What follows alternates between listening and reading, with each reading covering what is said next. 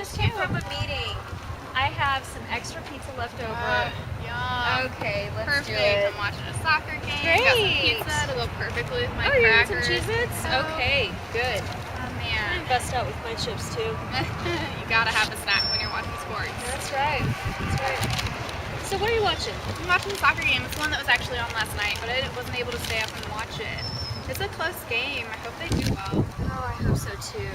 You know, I heard that soccer players, they run over like 10 miles in one game. Yeah, I you know can't what? imagine it. I believe it. Some of those midfielders, those professionals, run the entire time, the entire hour. I mean, I do a mile and I'm just dying. Me too. If I can even make it a mile. Yeah. I bet the only good thing would be is they can probably eat whatever they want. Yeah, I'm sure they can eat whatever they want. I mean, thinking about it, it's just reminding me, it just makes me think I shouldn't be eating all these calories. You know, I'm having the chips and I just had 2 slices of pizza at the meeting and my Coke. You know, at least 1,000 calories right here. Yeah, it does add up, but I mean, you said you run a little. Probably not as much as those soccer players do between the game, and then there's practice too. Oh, man, I can't imagine. Definitely not the career for me. Yeah, not for me either. You know, I think the football game is on. Do you mind if you just check it while it's commercials? Oh yeah, sure. They live stream those things. Okay. I'll look right now. All right, here you go. Oh, great. My team, Indiana University. You know, Peyton Manning, I heard he's like over 6 feet, and he's just so muscular. I wonder what he does.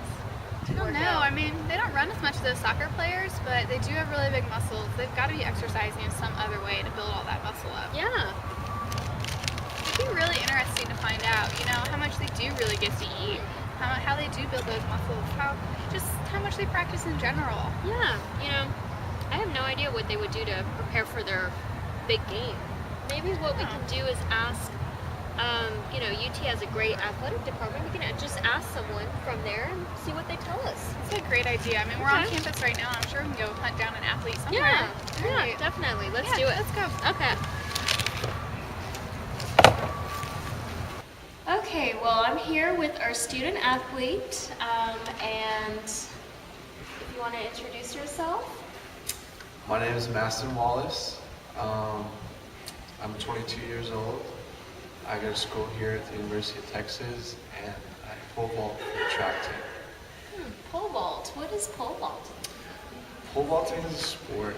You take a long fiberglass pole, and you pretty much run as fast as you can and plant it in a box, which makes the pole bend, and you kind of ride up on the pole and it shoots you high into the air. Wow, like how high is high?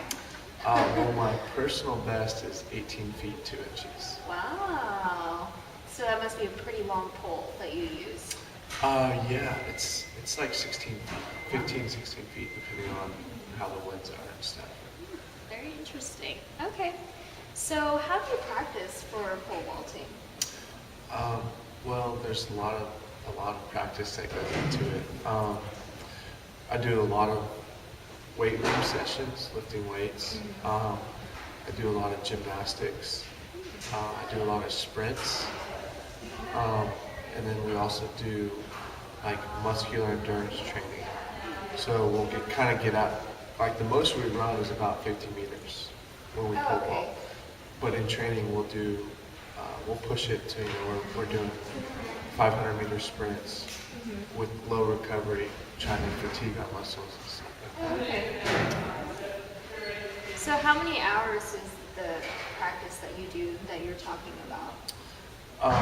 Well, I can run you through like a typical day. Okay. So I wake up at 5:30 in the morning,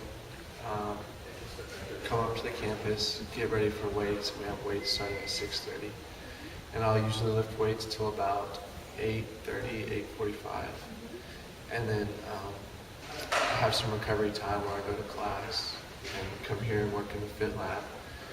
And then in the afternoon we have like a running session. We'll spend probably an hour and a half outside doing different sprint drills and just kind of working on our fast twitch muscles. And then after that, we'll go back down to the weight room and lift weights for probably another hour and a half and work on like our core stability, and different, bodybuilding exercises I would do. Okay. So a few hours in the morning followed by a break, and then a few more hours in the evening. Is Right. that how? I would say I probably spend probably about 5 hours a day Wow. doing Okay. physical activity. And that's every day that you do this? Mhm. Okay. Including your weekends then? I'm sorry. Saturday we'll have like a running workout in the morning, and then after that we go lift weights in the weight room. So probably 3 hours on Saturday. But then the team usually gets together and we might go swimming or do something outside to stay active. Oh, okay. And then Sundays we work every day where we still come back up here, but we'll do like get in an ice tub, and Oh. kind of let our muscles heal, Okay. stuff like that. Yeah, you need one day of rest after all that exercise that you do. Right. Sure, so your body can recuperate. All right. And then do you eat differently on, like, say, you're going to have your big pole vaulting meet, and then do you eat differently on the days that you're preparing for that? Or actually the day of, rather, of your meet? Or before? I wouldn't say I necessarily eat different food. I'm pretty strict on my diet. Okay. The timing of my food is differently. I don't like to compete with food in my stomach at all. So the closest I'll eat to an event is probably 4 hours. But some people like to eat an hour before. It's kind of your preference, what you feel comfortable with. But I do make sure I take in, on a day of the meet, I take in low fat, high carbohydrates. And it's probably, I'd say like 40 to 50% carbohydrates, and then the rest is protein.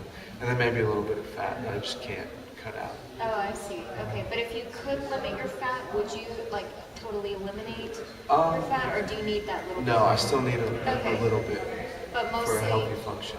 carbs and proteins. Oh, okay. All right.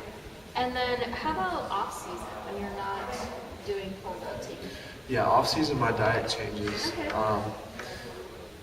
Usually in off season, the track athletes will go through what we call like a bulking stage, where we can kind of go off our diet a little bit, but also we make sure it's still healthy, but we're lifting a lot more weights to try to put on weight.